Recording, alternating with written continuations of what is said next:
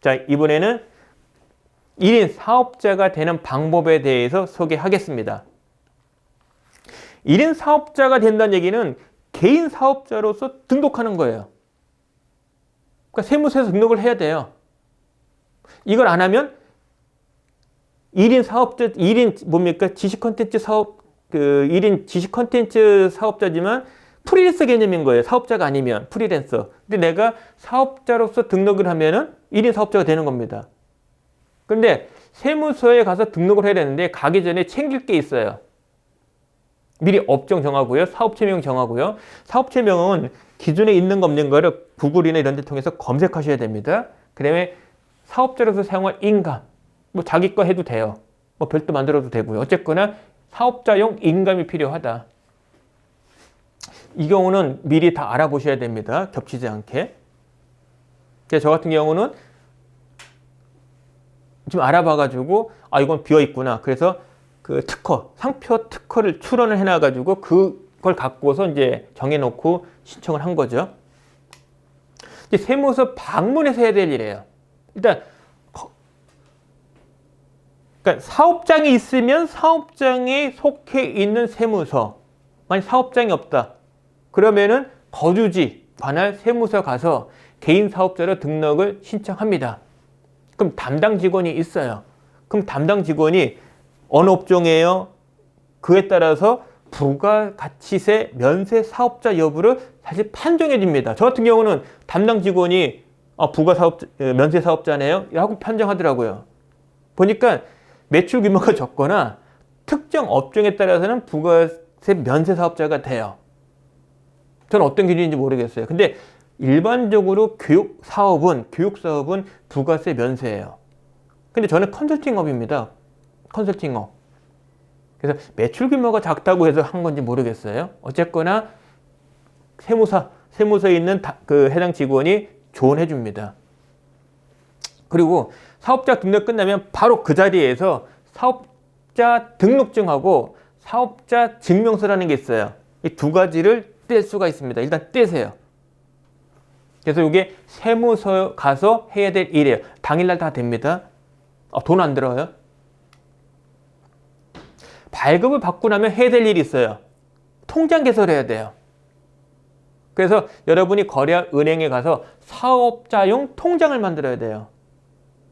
나중에 여러분이 개인 사업자로서 매출이 발생이 되면은 돈을 청구할 때는 사업자 통장 사본과 그 다음에 사업자 등록증을 내게 돼 있어요. 그래서 사업자 통장을 만들어야 된다. 그리고 금융거래를 하려면 금융결제용 공인인증서를 만들어야 돼요. 은행에서 발급이 됩니다. 물론 돈 내야 돼요. 그리고 1년 단위로 계속 갱신해야 됩니다. 그 다음에 우리 직장 다녔을 때 로망이 법인카드 아닙니까? 사업자가 됐기 때문에 법인카드를 만들 수가 있어요. 그러니까 자기 거 하나 낼 수 있고 가족 카드도 돼요. 그럼 법인카드의 단점의 한계가 뭐냐? 현금 서비스 안 되고요. 할부가 안 돼요. 그냥 일시불 매출만 되는 겁니다. 그래서 초기에는 법인카드의 그 한도액이 적어요. 그래서 카드사에 요청하면은 증액은 됩니다. 그래서 여러분이 그 지출하는 비용을 감안해서 한도액을 높이면 좋겠죠. 법인카드 만들면 나중에 그 세무사를 통해서 세무정산할 때 그만큼 지출 비용 부분에 대한 건 쉬워지는 거죠. 자, 다음은 이제 사업자에게 필요한 서류. 이게 뭐냐면 매출이 발생이 됐어요. 그러면 정산을 하려면 고객사에 꼭 제출한 서류들이 있어요. 그래서 사업소득으로 매출을 잡을 경우는 사업 등록증 4번, 사업자용 법인 통장은 반드시 가야 되고요. 경우에 따라서는 이런 것들 요구하는 고객사도 있어요. 근데 얘네들은 대개 발행일로부터 3개월 이내 거를 요구합니다. 이거는 뭐 세무서 가도 되고요. 이 경우는 이제 동사무소 가야죠. 주민센터. 자, 그 다음 기타 소득으로 매출을 잡을 경우는 사업소득이 아니기 때문에 신분증 사본과 개인 통장 사본을 제출하면 됩니다. 그래서 그 고객사한테 제출하는 서류가 여러 가지 있다. 근데 사업소득이냐 기타소득이냐에 따라 달라진다.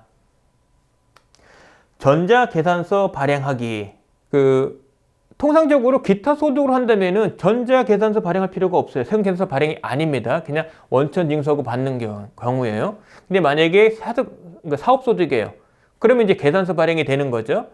근데 부가세가 없는 계산서라면, 그러니까 부가세 면세 사업자라면 부가세가 없는 기념계산서예요. 세금계산서가 아니라 기념계산서가 됩니다. 이거를 전자계산서 발행할 때는 전문 업체의 서비스를 이용한다라고 말씀드렸고요. 뭐 비용은 크진 않아요. 1년 단위로 이제 갱신해야 되고요. 그 말씀드린 거고요. 그래서 또 있어요. 업종에 따라서는 개인 사업자인데 업종에 따라서는 현금 영수증 발행 사업자가 돼야 돼요. 그럼 무조건 현금이라도 영수증을 발행해야 돼요. 그거는 국세청 홈페이지에서 등록하면 됩니다. 근데 실제 내가 현금 매출이 발생이 안 되면 발행이 안 되는 거죠. 근데 현금 매출이 발생이 됐네? 고객이 현금 영수증 원해요. 그럼 발행을 해줘야 됩니다. 그 기능이 홈택스에 있어요. 그걸 얘기하는 겁니다. 자, 지금까지 1인 사업자가 되는 방법에 대해서 말씀을 드렸고요. 지금은 마지막 모듈의 마지막 내용이 되겠습니다. 1인 사업자가 되면 매년 해야 할 일. 자, 저희 기준 말씀을 드릴게요. 저는 부가세 면세 사업자예요. 부가세를 내는 사업자라면 분기별로 부가세 신고를 해야 돼요. 고객사가 돈을 지불한 고객사가 부가세를 환급을 받기 때문에 반드시 부가세 신고를 해야 되는 상황이에요.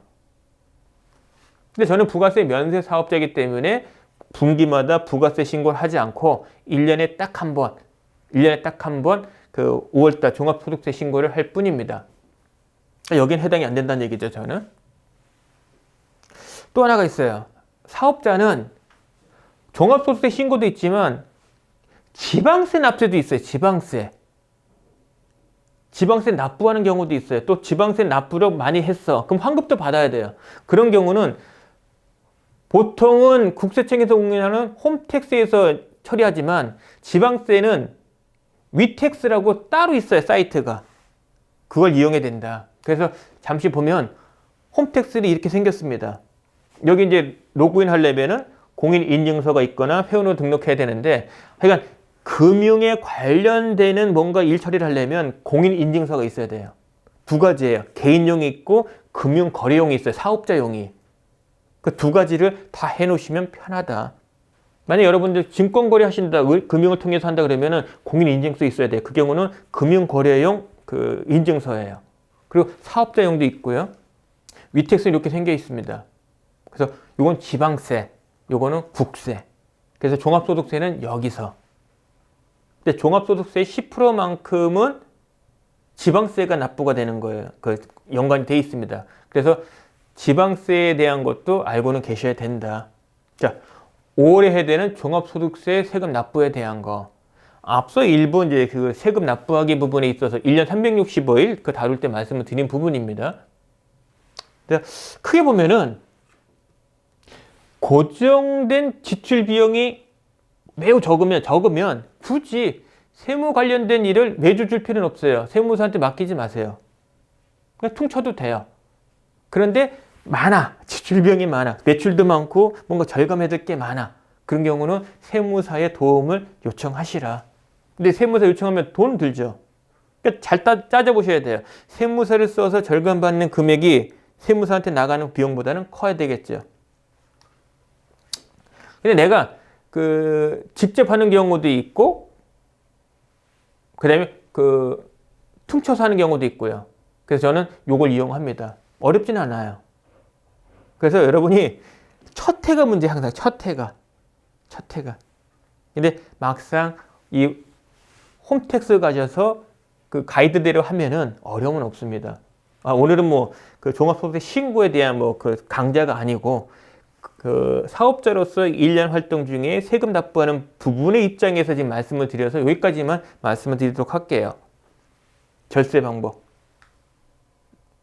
마찬가지입니다. 중요한 건 이거예요. 그러니까 내가 지출 비용을 증명하고 싶어. 그러면 자료는 모아 놓으시라. 가급적 법인카드 많이 쓰시고요.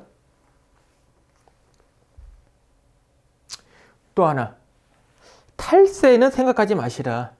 그러니까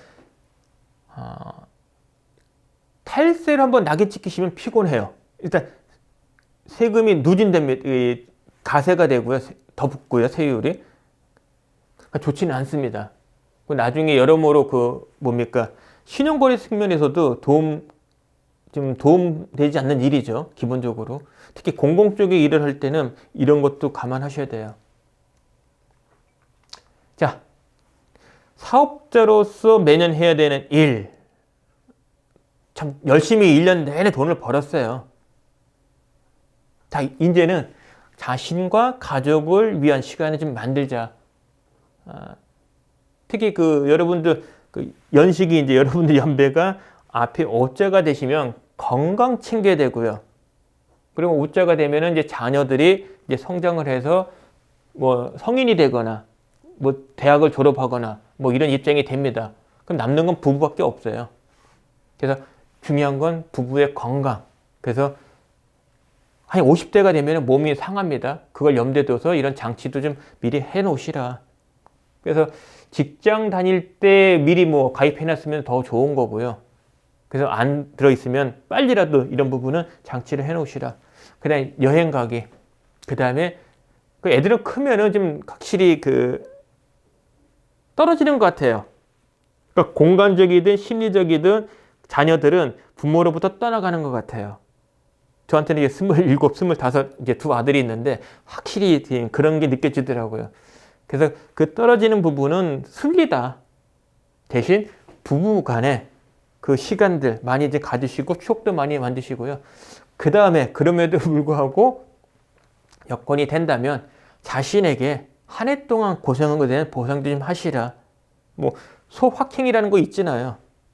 뭐 큰 비용이 안 드는 범위 내에서 갖고 싶은 것도 뭐 사보시고, 물론 이제 배우자하고 같이 조율은 해야 되겠죠. 그런 것도 좀 가질 필요 있을 것 같아요.